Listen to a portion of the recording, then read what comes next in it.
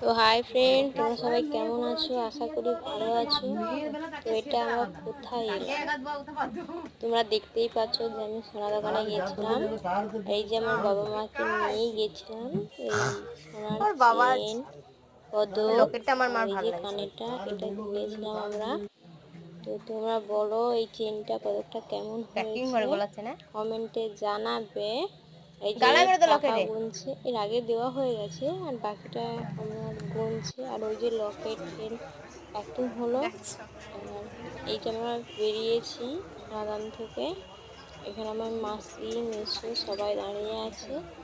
আর এখানটায় আমি দাঁড়িয়ে আছি, আমার বাবা গাড়িটা আনতে গেছিল। আমি কিছু কথা বলছিলাম। তো তোমরা কমেন্টে প্লিজ জানাও যে আমি এই জিনিসটা কত কষ্ট করে নিয়েছি, কিন্তু কেমন হচ্ছে তোমরা জানাও।